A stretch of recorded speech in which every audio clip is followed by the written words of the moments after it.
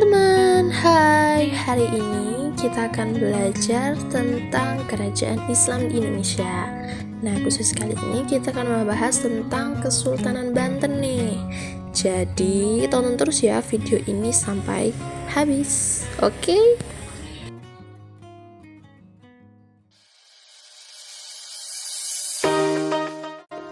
Kesultanan Banten adalah sebuah kerajaan Islam yang pernah berdiri di tanah Sunda, tepatnya di Provinsi Banten pada abad ke-16. Kerajaan Banten berawal sekitar tahun 1526 ketika Kerajaan Demak memperluas pengaruhnya ke kawasan pesisir barat Pulau Jawa dengan penaklukan beberapa kawasan pelabuhan yang kemudian menjadikannya sebagai pangkalan militer serta kawasan perdagangan. Maulana Hasanuddin, putra Sunan Gunung Jati, berperan dalam penaklukan tersebut.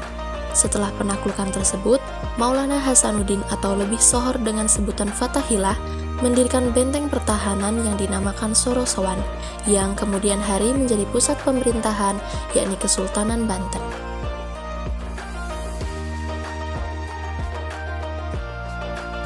Pada awalnya, kawasan Banten dikenal dengan nama Banten Girang yang merupakan bagian dari Kerajaan Sunda. Kedatangan pasukan kerajaan di bawah pimpinan Maulana Hasanuddin di kawasan tersebut, selain untuk memperluas wilayah, juga sekaligus menyebarkan dakwah Islam. Alasan lainnya yaitu adanya kerjasama Sunda dan Portugis dalam bidang ekonomi dan politik. Hal ini dianggap dapat membahayakan kedudukan Kerajaan Demak selepas kekalahan mereka mengusir Portugis dari Malaka tahun 1513. Atas perintah Sultan Trenggono, Fathahillah melakukan penyerangan dan penaklukan pelabuhan Sunda Kelapa sekitar tahun 1527 yang waktu itu masih merupakan pelabuhan utama dari Kerajaan Sunda. Selain mulai membangun benteng pertahanan di Banten, Fathahillah juga melanjutkan perluasan kekuasaan ke daerah penghasil lada di Lampung. Ia berperan dalam penyebaran Islam di kawasan tersebut. Selain itu, ia juga telah melakukan kontak dagang dengan Raja Malangkabu atau Minangkabau. Seiring dengan kemunduran Demak, terutama setelah meninggalnya Sultan Trenggono, maka Banten melepaskan diri dan menjadi kerajaan yang mandiri. Tahun 1570, Fathahillah pun wafat. Ia meninggalkan dua orang putra laki-laki, yakni Pangeran Yusuf dan Pangeran Arya atau Pangeran Jepara. Dinamakan Pangeran Jepara karena sejak kecil ia sudah diikutkan kepada bibinya, yaitu Ratu Kaliamat di Jepara. Ia kemudian berkuasa di Jepara menggantikan Ratu Kaliamat, sedangkan Pangeran Yusuf menggantikan Fathahillah di Banten.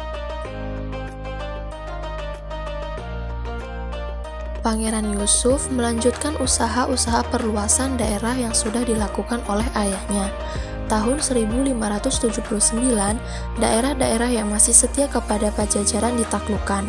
Untuk kepentingan ini, Pangeran Yusuf memerintahkan membangun kubu-kubu pertahanan. Tahun 1580, Pangeran Yusuf meninggal dan digantikan oleh putranya yang bernama Maulana Muhammad. Pada tahun 1596, Maulana Muhammad melancarkan serangan ke Palembang. Pada waktu itu, Palembang diperintah oleh Ki Gede Ing Suro. Ki Gede Ing Suro adalah seorang penyiar agama Islam dari Surabaya dan perintis perkembangan pemerintahan kerajaan Islam di Palembang.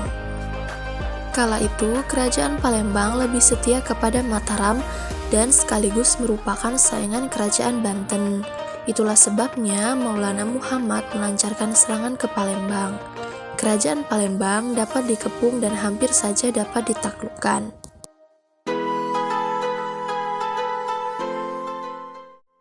Meskipun kerajaan Palembang dapat dikepung dan hampir saja dapat ditaklukkan, akan tetapi Sultan Maulana Muhammad tiba-tiba terkena tembakan musuh dan meninggal. Oleh karena itu, ia dikenal dengan sebutan Prabu Sido ing Palembang. Serangan tentara Banten terpaksa dihentikan, bahkan akhirnya ditarik mundur kembali ke Banten. Gugurnya Maulana Muhammad menimbulkan berbagai perselisihan di istana. Putra Maulana Muhammad yang bernama Abu Mufakir Mahmud Abdul Qadir masih kanak-kanak. Pemerintahan dipegang oleh Sang Mangkubumi. Akan tetapi, Mangkubumi berhasil disingkirkan oleh Pangeran Manggala. Pangeran Manggala berhasil mengendalikan kekuasaan di Banten. Baru setelah Abu Mufakir dewasa dan Pangeran Manggala meninggal tahun 1624, maka Banten secara penuh diperintah oleh Sultan Abu Mufakir Mahmud Abdul Qadir.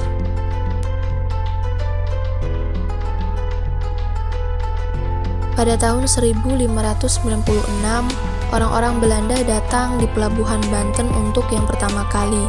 Terjadilah perkenalan dan pembicaraan dagang yang pertama antara orang Belanda dan pedagang Banten. Tetapi dalam perkembangannya, orang-orang Belanda bersikap angkuh dan sombong, bahkan mulai menimbulkan kekacauan di Banten.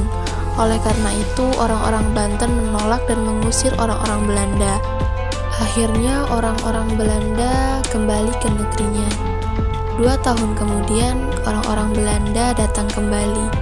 Mereka menunjukkan sikap yang baik, sehingga dapat berdagang di Banten dan di Jayakarta.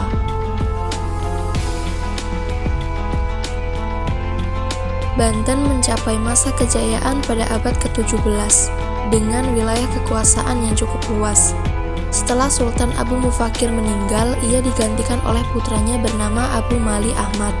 Setelah Abu Mali Ahmad, tampillah sultan yang terkenal, yakni Sultan Abdul Fattah atau yang lebih dikenal dengan nama Sultan Ageng Tirtayasa. Pada masa pemerintahan Sultan Ageng Tirtayasa, Banten terus mengalami kemajuan. Letak Banten yang strategis mempercepat perkembangan dan kemajuan ekonomi Banten. Kehidupan sosial budaya juga mengalami kemajuan. Masyarakat umum hidup dengan rambu-rambu budaya Islam. Pada masa akhir pemerintahan Sultan Ageng Tirtayasa, timbul konflik di dalam istana. Sultan Ageng Tirtayasa yang berusaha menentang VOC kurang disetujui oleh Sultan Haji sebagai raja muda. Keretakan di dalam istana ini dimanfaatkan VOC dengan politik divide et impera. VOC membantu Sultan Haji untuk mengakhiri kekuasaan Sultan Ageng Tirtayasa. Berakhirnya kekuasaan Sultan Ageng Tirtayasa membuat semakin kuatnya kekuasaan VOC di Banten. Raja-raja yang berkuasa berikutnya bukanlah raja-raja yang kuat. Hal ini membawa kemunduran kerajaan Banten. Nah, itu tadi pembahasan kita tentang Kesultanan Banten. Semoga bermanfaat dan kita bertemu lagi pada video selanjutnya. Like kalau kalian suka video ini, dislike kalau nggak suka. See you next time. Wassalamualaikum warahmatullahi wabarakatuh. Bye-bye.